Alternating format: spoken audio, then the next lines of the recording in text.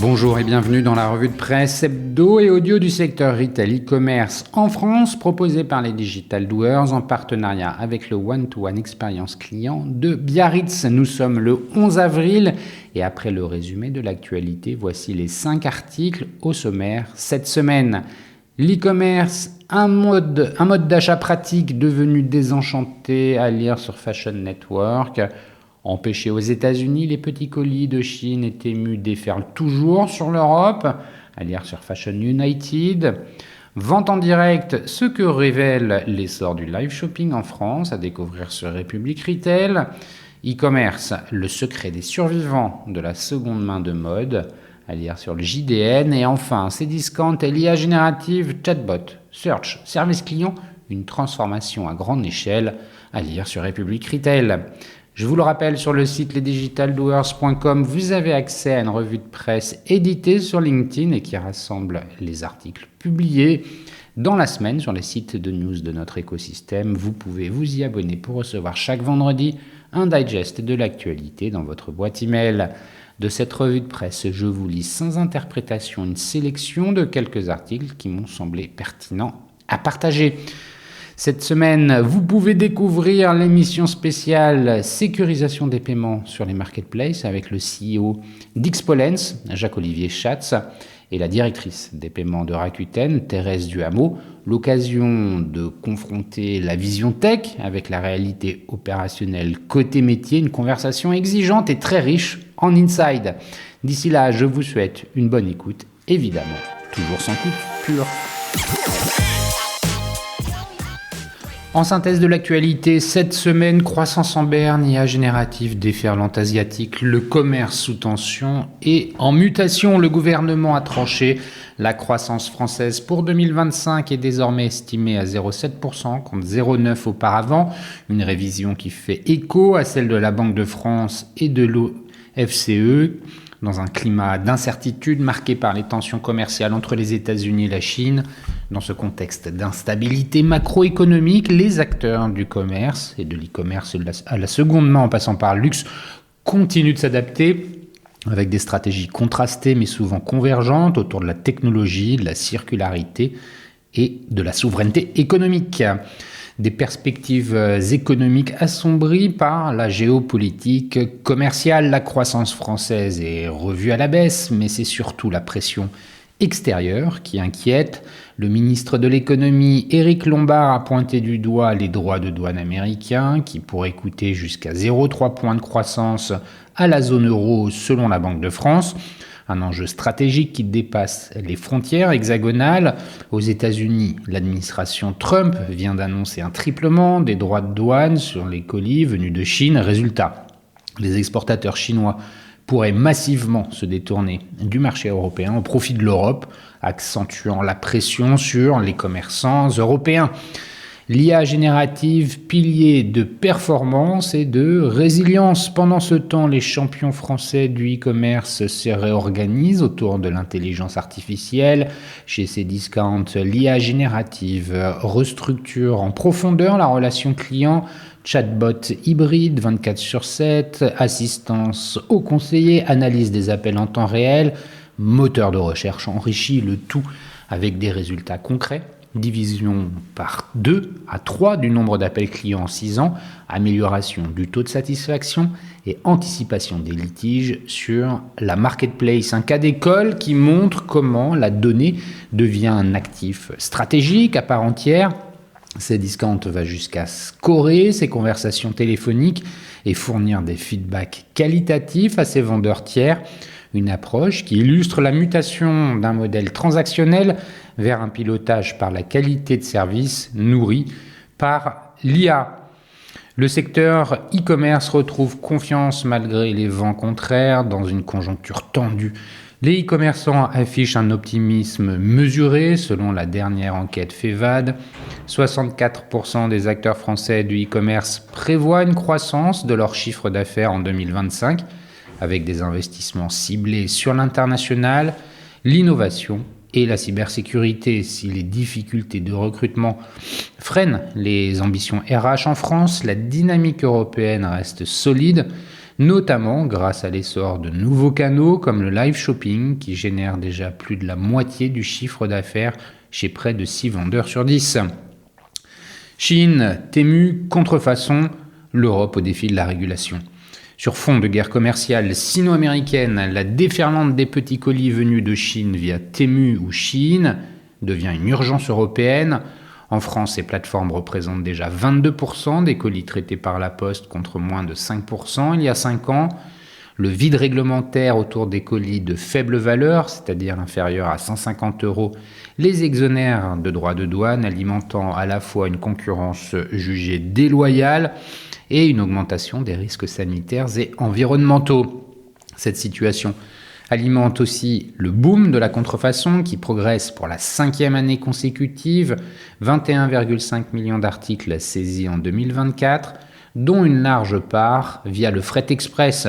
Le Comité national anti-contrefaçon, CNAC, multiplie les actions, IA de détection, cybersurveillance, coopération internationale, mais alerte sur l'ampleur du phénomène et l'insuffisance des réponses réglementaires. Seconde main, le modèle intégré gagne du terrain. À contre-courant de la marketplace entre particuliers, plusieurs startups françaises de la seconde main, Paradigme, Smala, Imparfaite, Prêt à changer, affichent des trajectoires de croissance en s'appuyant sur un modèle intégré et omnicanal. Sélection, reconditionnement, vente directe, partenariat retail, l'ajout d'une activité de déstockage, notamment pour Smala et Imparfaite, leur permet de renforcer leur volume et de diversifier leurs offres. Ces acteurs misent aussi sur l'image de marque et l'expérience client avec une forte présence sur les réseaux sociaux et une hybridation physique-digitale qui leur permet d'échapper à la guerre des volumes des marketplaces traditionnels. Luxe et souveraineté industrielle, l'exemple Prada, Versace. Malgré la volatilité des marchés et des incertitudes douanières, le secteur du luxe poursuit sa consolidation. Prada s'apprête à racheter Versace pour 1,25 milliard d'euros, ramenant ainsi la marque italienne sous pavillon national. Un mouvement stratégique qui vise à muscler la compétitivité face aux géants LVMH et Kering, tout en s'extrayant des turbulences transatlantiques. Europe Digital, le vrai déficit est invisible. Enfin, une tribune signée par plusieurs experts met en lumière un autre angle mort du commerce, le déficit numérique européen. Google, Meta et Amazon captent à eux seuls 90% des profits publicitaires mondiaux, alimentant une fuite de valeur massive hors d'Europe. À l'heure où les GAFAM dominent la chaîne de valeur digitale, les appels se multiplient pour développer une vraie souveraineté technologique de l'IA à l'infrastructure cloud.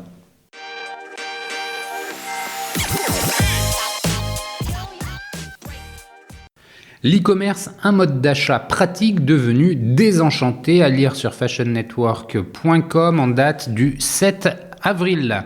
Pour 70% des consommateurs internationaux, l'e-commerce est la méthode la moins enthousiasmante et la plus solitaire. Et même la largeur de l'offre, qui a longtemps fait la différence avec le commerce physique, deviendrait aujourd'hui un poids pour des clients se sentant submergés selon une étude. Celle-ci a été commanditée par Criteo et menée en février par Harvard PR et Vitrehouse World auprès de 6000 consommateurs, mais aussi de 600 décideurs de marque sur les marchés britanniques, américains, français, allemands, japonais et sud-coréens. Il en ressort que 76% des consommateurs estiment que le commerce en ligne n'est plus générateur de plaisir. Ils sont même 29% à y voir une corvée.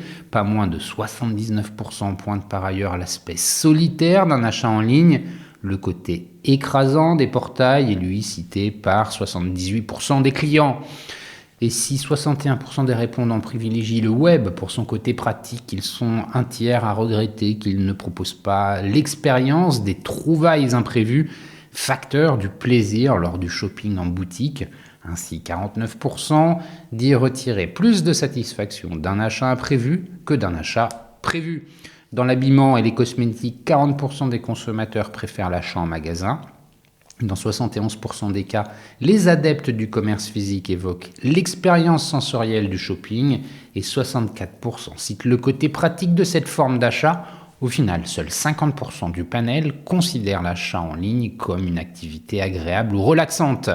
Marquer les esprits forts de ces constats, se pose de fait la question de savoir si le marketing en ligne permet toujours aux marques de se faire remarquer. Quelque 39% des clients estiment qu'une publicité engageante les fait percevoir une marque positivement. Ils sont par ailleurs 41% à évoquer leur enthousiasme face à des avis positifs. Ils sont même 43% à attendre que leurs données soient exploitées pour personnaliser leur expérience. Et 73% saluent l'enthousiasme généré par la visite d'un portail de marque, soulignant l'importance des expériences digitales propriétaires de la marque pour favoriser l'engagement et la confiance, révèle l'étude. Quid des influenceurs ? Du côté des marques, 55% des décideurs estiment que les influenceurs sont généralement source de trafic, mais côté client seulement 29% des répondants estiment que ces contenus améliorent leur perception d'une marque, ce qui n'empêche pas près de 100% des décideurs d'estimer que leur stratégie de découverte est efficace, 80% d'entre eux estimant qu'elle contribue au développement de leur marque. L'intelligence artificielle n'est pas oubliée dans cette enquête, 83% des décideurs indiquent qu'ils prévoient de s'appuyer sur elle pour enrichir l'expérience utilisateur et notamment pour mieux comprendre les comportements d'achat et personnaliser les parcours et peut-être réenchanter ainsi l'expérience d'achat en ligne.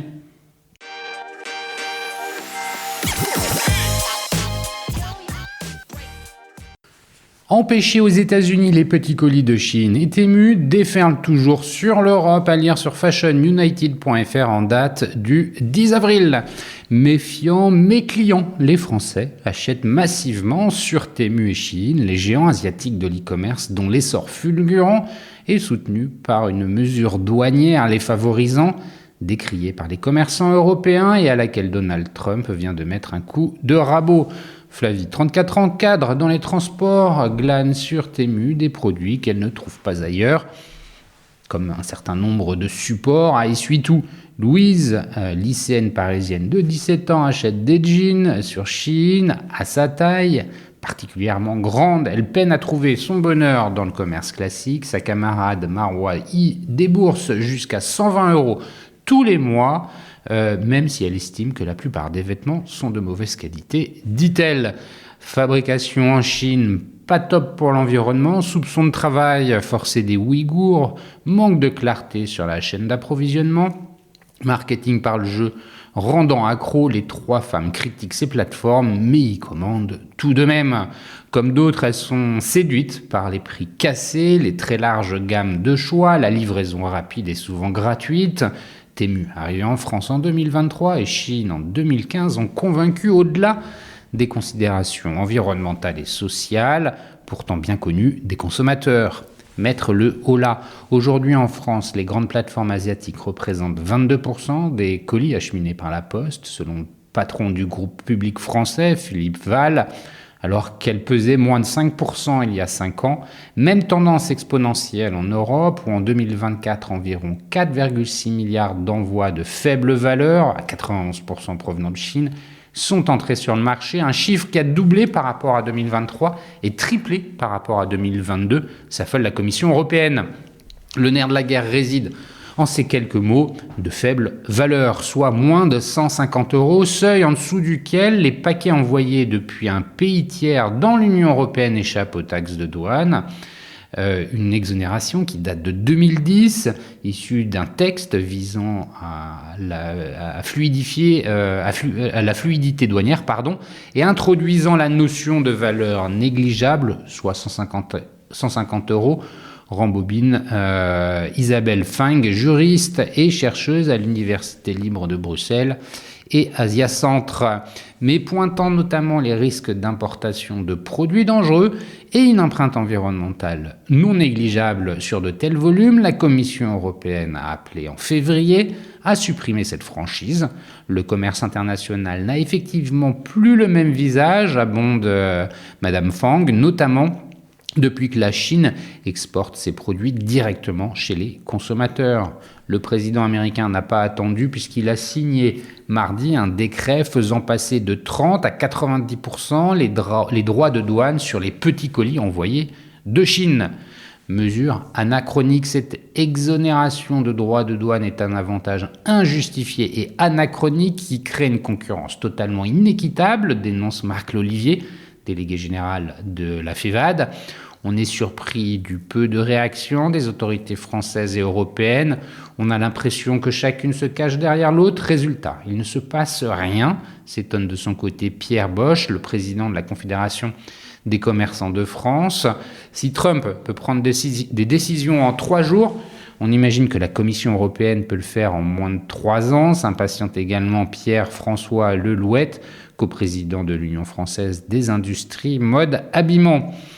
L'Europe propose bien une révision du code douanier, mais ça va mettre 10 ans, s'agace Yves Odo, président du Conseil de commerce de France. Or, la situation est d'autant plus urgente que le marché américain va devenir compliqué pour la Chine, estime Johan Petiot, directeur général de l'Alliance du commerce. Le spécialiste craint un report encore plus massif de colis chinois sur l'Europe. Tenu respecte strictement l'ensemble des lois et réglementations applicables sur le marché où la plateforme est présente, a réagi la plateforme d'e-commerce sollicitée par l'AFP.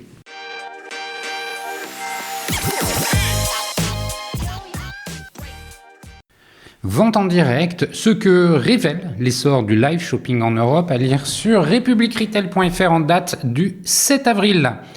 Le live shopping ne se limite plus à une tendance observée en Asie ou à quelques expérimentations isolées sur les réseaux sociaux. Cette pratique séduit un nombre croissant de vendeurs en Europe. Leur point commun, une volonté de créer du lien, de générer des revenus concrets et de construire des communautés engagées autour d'univers produits très variés. Encore marginal il y a quelques années, le live shopping s'installe peu à peu dans le paysage du commerce digital. Sans supplanter les canaux traditionnels, il séduit un nombre croissant d'acteurs, indépendants, marques ou plateformes qui y voient une manière d'élargir leur audience et de renouveler la relation client. D'après une étude menée par Whatnot et Opium en 2025, dans 6 pays européens, ce mode de vente séduit de plus en plus d'adeptes. McKinsey anticipe que 20% des ventes en ligne passeront par le live d'ici 2026. Du côté de Whatnot, la GMV issue des ventes en live stream a franchi les 3 milliards de dollars en 2024, portée notamment par l'engagement des utilisateurs européens. Une économie en pleine ébullition, 94% des vendeurs européens considèrent le live shopping comme essentiel à la réussite de leur activité. Pour beaucoup, il ne s'agit plus d'un simple canal complémentaire. 59% d'entre eux génèrent désormais plus de la moitié de leur chiffre d'affaires grâce au live.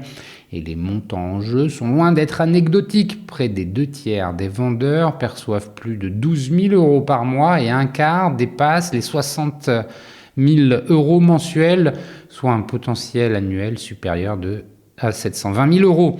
Mais l'intérêt du live shopping dépasse la seule performance financière. Pour plus d'un tiers des vendeurs interrogés, cette pratique permet avant tout de vivre de leur passion. D'autres y voient un levier de reconversion professionnelle, voire un moyen de bâtir une communauté autour de leur univers. Ce sens accru de l'engagement communautaire transparaît dans les chiffres. 42% des vendeurs citent la construction d'une communauté comme leur première motivation. Un levier d'attractivité à l'échelle européenne, loin d'être confiné aux métropoles, le live shopping prospère dans tous les territoires. En Europe, 46% des vendeurs vivent en ville, mais 30% résident en zone rurale, 25% en banlieue. Un signe que la décentralisation du commerce digital est bien en marche. Par ailleurs, l'activité séduit autant les professionnels à plein temps que ceux qui y consacrent quelques heures par semaine. Le vendeur moyen en direct consacre environ 15 heures hebdomadaires à ses sessions live, souvent réparties sur au moins 3 jours. Côté bénéfices, les arguments s'alignent. Hausse du volume des ventes, amélioration du chiffre d'affaires, élargissement de la communauté en ligne, renforcement des relations clients et visibilité accrue pour les produits. En somme, un outil complet de développement commercial. La France, nouvel épicentre du live shopping européen. Alors que le concept reste encore jeune sur le marché français, les chiffres révèlent une dynamique spectaculaire en 2024. En l'espace d'un an, le nombre de vendeurs français actifs sur Whatnot a bondi de près de 650%, preuve d'une appropriation rapide du modèle. Dans le même temps, les utilisateurs français ont visionné plus de 1,3 million d'heures de live, un volume qui traduit un niveau d'engagement inédit.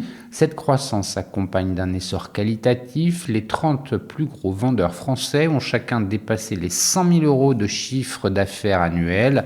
L'un d'eux, spécialisé dans les cartes à collectionner, a généré près de 700 000 euros en seulement 18 mois. Des vendeurs à temps partiel parviennent eux aussi à tirer leur épingle du jeu en y consacrant 15 heures par semaine, y compris depuis des zones rurales ou périurbaines, 55% des vendeurs français étant situés hors des grandes villes. 3 catégories structurent particulièrement le marché français: les enjeux de cartes à collectionner, la mode et le luxe. Les cartes Pokémon dominent largement avec une croissance de 150% du nombre de vendeurs en un trimestre. Le live streaming le plus rentable en France sur Whatnot a ainsi généré 60 000 euros de vente en une session. Côté sport, les acheteurs français dépensent en moyenne 310 euros par mois et les vendeurs animent leur audience une dizaine d'heures par semaine.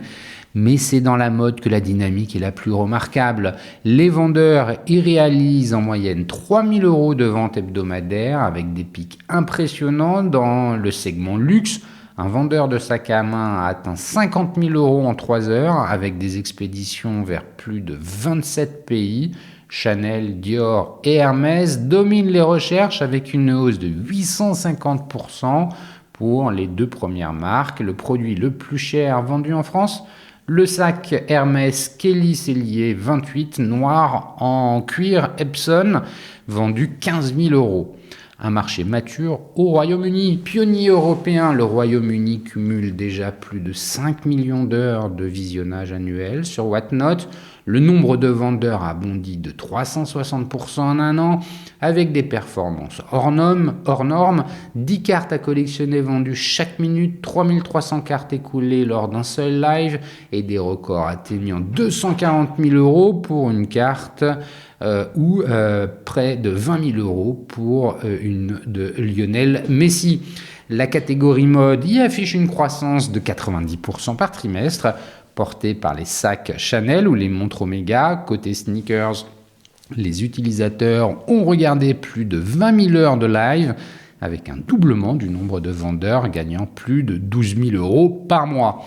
L'Allemagne, locomotive silencieuse. L'Allemagne est le pays qui enregistre le plus grand nombre d'heures de visionnage en 2024, avec une croissance de 30% du nombre de vendeurs. Les cartes à collectionner dominent également, avec une moyenne de 365 euros par mois dépensés par les acheteurs et un record de 60 000 euros de vente lors d'une box breaking.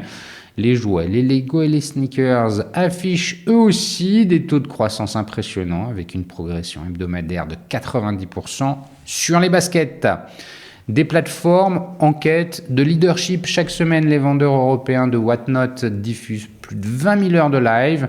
Le modèle ne se limite pas à des ventes domestiques. Les transactions internationales entre le Royaume-Uni, la France et l'Allemagne progressent de 40% par mois et atteignent jusqu'à 60% sur certains marchés. Signe de leur spécificité, les vendeurs sur des plateformes dédiées comme Whatnot parviennent bien plus souvent à créer une véritable communauté et à entretenir des relations fortes avec les clients et à fidéliser une base d'acheteurs actifs. Ces derniers passent en moyenne 65 minutes par jour à regarder des directs, soit davantage que sur la majorité des réseaux sociaux. Le live shopping dépasse aujourd'hui le stade de l'expérimentation, avec 78% des vendeurs prévoyant d'augmenter leurs efforts dans les mois à venir et 91% d'entre eux actifs depuis moins de 2 ans. Tout indique que le potentiel est encore loin d'être épuisé.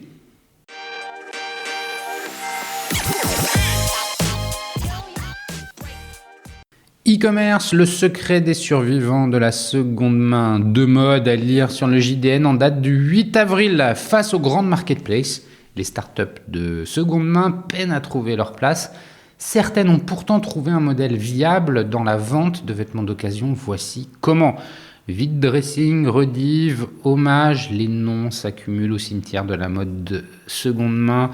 Les résultats de l'autopsie, des marges faibles combinées à une concurrence féroce. Pour rappeler, le leader du secteur, Vinted, n'a atteint la rentabilité qu'en 2023, soit 15 ans après sa création. Derrière le géant lituanien et Vestiaire Collective, une poignée de startups de la mode d'occasion résistent et profitent de la croissance du secteur. Elles ont toutes un point commun. Leur business model n'est pas celui d'une marketplace entre particuliers. Pour en savoir plus, le JDN a rencontré Smala, Paradigme, Prêt à changer et Imparfaite. Reprendre les codes du neuf, si elles n'ont pas choisi de mettre directement en relation les clients entre eux, c'est parce qu'un modèle intégré, achat, entreposage, revente, leur permettait d'avoir un meilleur contrôle sur le produit. Leur valeur repose sur la sélection des pièces et la certification de qualité. L'un des problèmes que nous voulions solutionner en seconde main est l'expérience acheteur, témoigne Vincent Huchet-Denisset, cofondateur de Paradigme.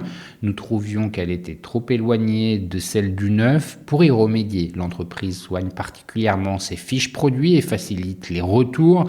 Elle s'appuie notamment sur l'IA générative pour automatiser la création de fiches détaillées via la reconnaissance d'images, une façon de conquérir une nouvelle catégorie de consommateurs. Selon Vincent Huchet-Denisset, l'expérience de Vinted ou Le Bon Coin peut convenir aux premiers adeptes, mais ne suffit pas à convaincre les nouveaux consommateurs. Une approche également adoptée par Imparfaite, site de mode vintage, et par Smala, spécialiste des vêtements d'occasion pour enfants. Nous avons voulu revaloriser la seconde main en certifiant la qualité du produit et proposer des services comme la possibilité de faire des retours, confirme la cofondatrice Aude Viau. Pour renforcer leur image, ces acteurs misent sur les réseaux sociaux. Paradigme anime une communauté de 40 000 abonnés sur Instagram, tandis que Smala en compte 194 000. Ces dernières années, nous travaillons beaucoup le marketing d'influence, poursuit Aude Viau. Sur Instagram, Smala comptabilise donc 194 000 abonnés. Beaucoup de parents ont un affect par rapport à la marque qui n'en est pas une en réalité, conclut-elle. Un branding qui permet de faire de l'acquisition client face à Vinted, mais peut coûter cher quand on ne vend que des références uniques. Camille Gabi, CEO d'Imparfaite, assure que le retour sur investissement est présent. Au début, vous ne rentabilisez pas du tout votre shooting parce qu'il n'y a pas assez de volume, reconnaît-elle.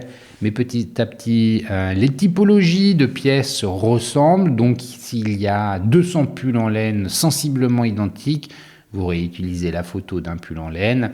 Dans cet esprit d'expérience d'achat proche du neuf, Prêt à changer, a décidé de recréer des collections de mode avec le gisement de vêtements de seconde main.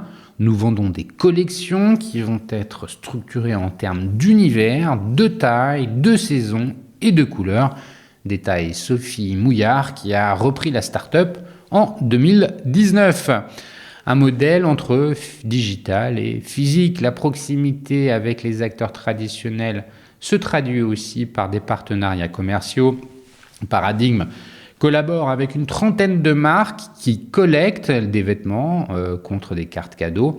Un échange gagnant-gagnant, les partenaires lancent très facilement une offre de seconde main et Paradigme réduit ses coûts d'acquisition vendeurs. De son côté, Imparfaite source ses produits en proposant aux friperies et dépôts-ventes de digitaliser leur stock sur son e-commerce. D'abord Pure Player, Prêt à changer et Paradigme ont fait évoluer leur stratégie. Au début du rachat, nous sommes restés en 100% e-commerce, mais rapidement en juin 2020, nous nous sommes dit qu'il y avait peut-être quelque chose à faire en physique, explique la CEO de Prêt à changer. Aujourd'hui, la start-up a totalement basculé le modèle et réalise la grande majorité de ses ventes en point de vente, en devenant partenaire des magasins de la distribution comme Système U, Monoprix ou Carrefour. Prêt à changer s'enlève une épine du pied, générer du trafic sur son site e-commerce, Cette approche omnicanale porte ses fruits. Nous avons emménagé dans un entrepôt de 4500 m² en janvier 2025, explique Sophie Mouillard. Après des années rentables, nous avons connu en 2023 un léger déficit, conséquence de notre forte croissance. Si la dirigeante n'a pas encore les résultats de ses comptes 2024, elle ne doute pas d'atteindre l'équilibre sur l'année. Un schéma qui fait écho à celui annoncé par Paradigme depuis quelques mois. Nous avons lancé 6 boutiques physiques grâce à nos partenaires que sont les Galeries Lafayette et le BHV, et d'autres devraient ouvrir prochainement, confie Vincent Huchet-Denizet. Aujourd'hui, l'e-commerce représente entre 20 et 30% de notre chiffre d'affaires. Intégration du déstockage. Après 8 ans d'expérience, Smala a atteint la rentabilité sur certains mois en 2024. Nous serons rentables sur l'ensemble de l'année 2025, assure Hautevio. La recette, une structure de coûts optimisée, combinant seconde main et déstockage. Nous avons intégré la partie déstockage il y a 1 an et demi, retrace la cofondatrice. Nous étions fréquemment contactés par des enseignes et nous y avons vu l'opportunité d'événementialiser l'arrivage de ces stocks. Cette activité en pleine expansion génère aujourd'hui 15 à 20% du CA de Smala. Le déstockage nous offre une plus grande profondeur de stock, ce qui satisfait mieux nos clients, explique Aude Vio. Imparfaite a fait un choix identique en 2023. La possibilité de faire du déstockage nous est tombée tout cuit dans le bec, se remémore Camille et Gabi. Notre image de marque vintage et parisienne a séduit les marques comme Carrel. Cette nouvelle activité a permis à Imparfaite de s'ouvrir à de nouvelles catégories comme la chaussure ou les enfants et de générer beaucoup de croissance. Les ventes privées représentent 50% du chiffre d'affaires du site. En début d'année 2025, nous sommes en train de multiplier par 4 notre volume d'affaires par rapport à la même période l'année dernière, conclut Camille Gabi. Alors, quel est au final le secret de ces survivants de la mode de seconde main? Et peut-on même le résumer en une phrase? Il faut essayer d'être intellectuellement un peu flexible, répond Sophie Mouillard. On la croit sur parole.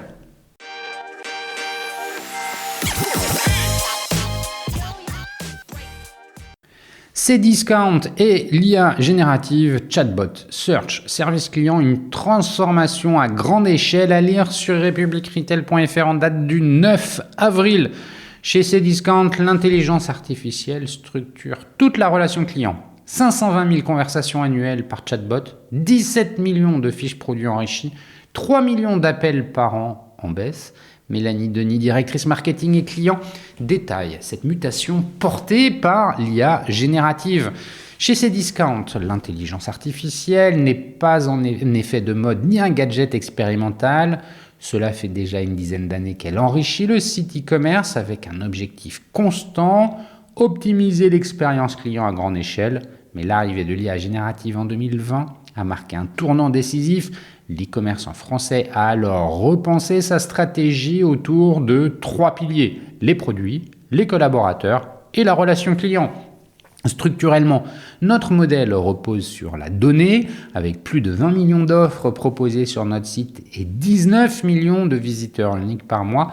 Nous avons besoin d'outils puissants pour faire le lien entre chaque besoin et la bonne solution, explique Mélanie Denis, directrice marketing et client chez Cdiscount. Concrètement, dès qu'un internaute arrive sur le site, il croise déjà, sans le savoir, des dizaines d'algorithmes qui analysent sa navigation pour lui recommander les bons produits. Mais avec l'IA générative, l'enjeu s'élargit. Il ne s'agit plus seulement de personnaliser, mais aussi d'autonomiser, d'anticiper et de fluidifier l'ensemble des parcours clients. Un chatbot disponible 24/24 et pertinent dans les 2/3 des cas. Le premier champ d'application majeur a été celui du chatbot, historiquement animé par des conseillers humains et réservé à quelques catégories de produits. Depuis 2 ans, Cdiscount a transformé ce dispositif en intégrant une couche d'IA générative qui prend désormais en charge les premiers niveaux de réponse, tandis qu'un conseiller humain intervient uniquement si nécessaire. À l'origine, nous avions un chat généré uniquement par des conseillers humains, limités à certaines catégories de produits et à des plages horaires précises. Désormais, grâce à l'IA, nous assurons un service en continu 24 sur 24, 7 jours sur 7, avec un haut niveau de satisfaction, explique Mélanie Denis. Aujourd'hui, ce sont 520 000 conversations par an qui transitent sur le chatbot. Dans 2/3 des cas, l'IA générative parvient à répondre seule aux demandes des clients. Nous avons testé différentes configurations. C'est le mix IA plus humain qui obtient les meilleurs résultats avec un taux de satisfaction qui dépasse les 70%, souligne-t-elle. Un déploiement progressif mais stratégique. Le fonctionnement est simple et transparent. Lorsqu'un client navigue sur une fiche produit, le chatbot est activé. L'IA générative répond dans un premier temps en s'appuyant sur les informations strictement disponibles dans la fiche. Si un client demande combien de ports USB contient un ordinateur, l'IA peut lui répondre immédiatement. En revanche, s'il hésite entre deux modèles, alors un conseiller humain prend le relais.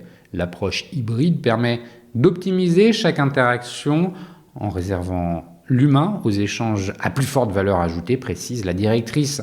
L'un des bénéfices majeurs de cette approche hybride est l'élargissement du périmètre de service. Avant, on ne pouvait activer le chat que sur certains produits et uniquement pendant les heures ouvrées. Aujourd'hui, il est accessible à tous les clients et sur l'ensemble du site. C'est une vraie avancée en termes d'accessibilité et de continuité de service.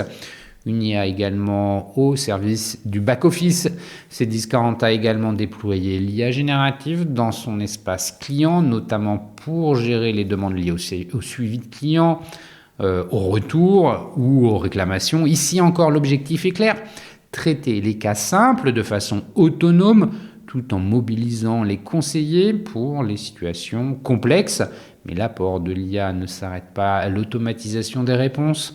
Grâce à des outils de pitch analytics, l'e-commerçant analyse désormais en temps réel les appels téléphoniques.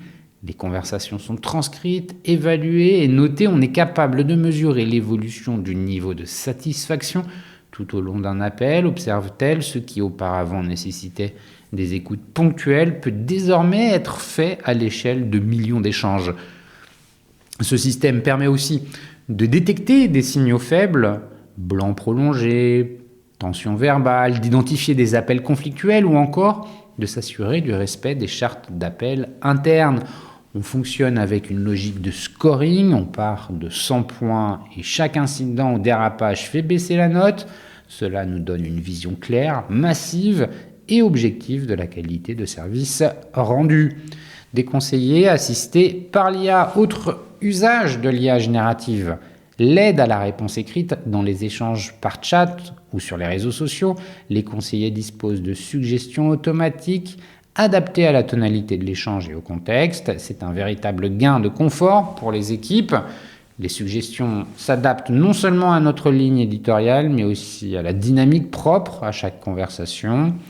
À terme, Cdiscount prévoit d'étendre ce type d'assistance aux appels téléphoniques afin de détecter les signes de frustration en temps réel, de proposer des éléments de langage adaptés aux conseillers. Une IA générative au service des vendeurs tiers. En tant que marketplace, Cdiscount héberge des vendeurs tiers dont certains assurent eux-mêmes le service après-vente. Et là encore, l'IA générative joue un rôle clé. Elle est capable d'analyser les conversations entre vendeurs et clients et les résumer et d'identifier les situations à risque. Notre objectif est de détecter les litiges potentiels avant qu'ils ne deviennent des problèmes. Nous avons mis en place un projet pilote pour évaluer automatiquement la qualité du service client des vendeurs à partir d'indicateurs précis, détaille Mélanie Denis. L'IA peut même juger du tone of voice, d'un ton d'un vendeur, de la clarté de ses réponses ou du respect des standards de la place de marché. Notre objectif est d'intervenir avant qu'une situation ne dégénère. Aujourd'hui, pour qu'on s'en mêle, il faut souvent que le client nous sollicite. Demain, nous voulons pouvoir détecter automatiquement les situations à risque, ambitionne Mélanie Denis. À terme, Cdiscount souhaite fournir à ses vendeurs des recommandations personnalisées pour améliorer leur relation client. L'IA nous aide à aller au-delà du traitement unitaire. On commence à structurer des boucles de retour qui nourrissent toute notre chaîne de valeur. des impacts mesurables sur la performance globale. Les résultats sont là. En 6 ans, le nombre d'appels téléphoniques a été divisé par 2 à 3, passant aujourd'hui à environ 3 millions par an. C'est le résultat combiné d'une meilleure expérience client, d'une amélioration des process logistiques et d'un espace client de plus en plus autonome, explique la directrice marketing. Moins de problèmes, plus d'autonomie et une meilleure orientation des cas complexes, telle est la promesse voulue. Notre but n'est pas de remplacer l'humain, mais de le remettre là où il a le plus de valeur. Et l'IA est un accélérateur, pas une finalité. Le search, un autre champ d'excellence. Loin de se limiter au service client, l'IA générative est aussi exploitée par un champ stratégique, le moteur de recherche avec 1 milliard de requêtes par an, dont la moitié sont tapées une seule fois. Cdiscount devait trouver une solution à la faible pertinence des requêtes longues et peu fréquentes. Un moteur de recherche classique fonctionne bien sur les requêtes fréquentes, mais il est inefficace sur la long tail. Grâce à l'IA générative, on parvient à catégoriser ces requêtes rares et à faire remonter les bons produits, explique Mélanie Denis. Ce système s'appuie également sur l'enrichissement automatique des fiches produits, titres, descriptions, caractéristiques. L'IA a déjà traité plus de 17 millions de références. Ce travail permet non seulement d'améliorer la visibilité des produits, mais aussi de nourrir le chatbot avec des informations de meilleure qualité. Plus une fiche produit est complète, plus le chatbot est pertinent. C'est un cercle vertueux, souligne-t-elle.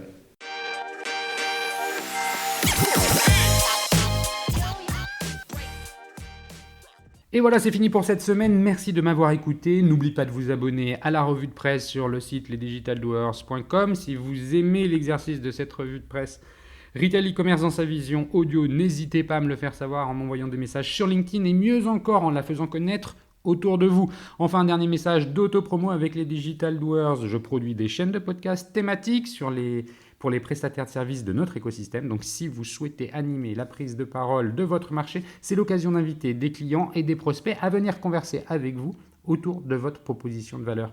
Vous êtes intéressé, alors contactez-moi. D'ici là, portez-vous bien et à la semaine prochaine.